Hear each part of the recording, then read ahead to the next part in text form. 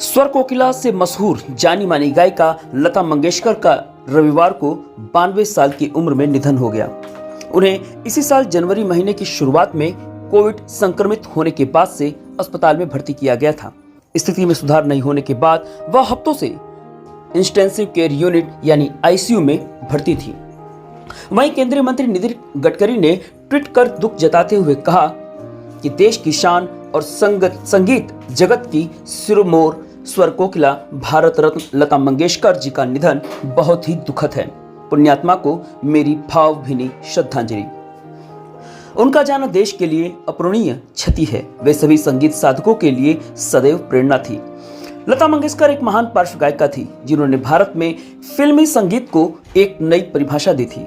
बॉलीवुड के उदय के साथ ही यहाँ की फिल्मों में पार्श्व गायकों या प्लेबैक सिंगर्स की अहम भूमिका रही, जो फिल्मी पर्दे पर अभिनेताओं और अभिनेत्रियों को अपनी आवाज पर्दे के पीछे से देती रही हैं। इसकी बड़ी वजह ये रही कि बॉलीवुड की फिल्मों में संगीत का रोल हमेशा ही बेहद अहम रहा है। लता मंगेशकर को भारत की सुर कोकिला कहा जाता था।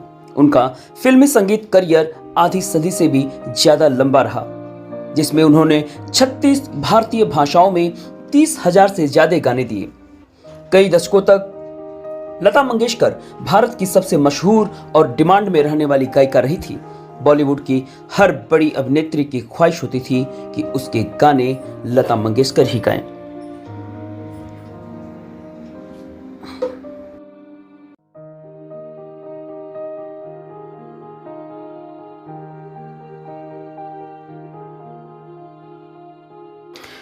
वही उनकी जबरदस्त लोकप्रियता थी। हर एक एल्बम 10,000 की तादाद में बिका करते थे। लता मंगेशकर का जन्म 28 सितंबर 1929 को मध्य भारत के शहर इंदौर में हुआ था। उनके पिता पंडित दीनानाथ मंगेशकर भी एक गायक थे। वो थिएटर कलाकार भी थे। मराठी भाषा में संगीतमय नाटकों के निर्माता भी थे।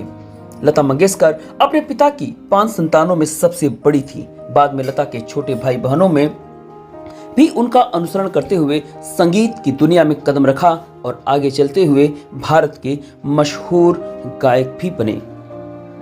आज लता मंगेशकर हमारे बीच नहीं हैं, लेकिन उनके स्वर, उनके आवाज के रूप में सदियों तक उनको हर भारतीय अपने दिलों में याद रखेगा। तहलका न्यूज़ की तरफ से लता मंगेशकर को एक बार फिर से भावभीनी श्रद्धांजलि।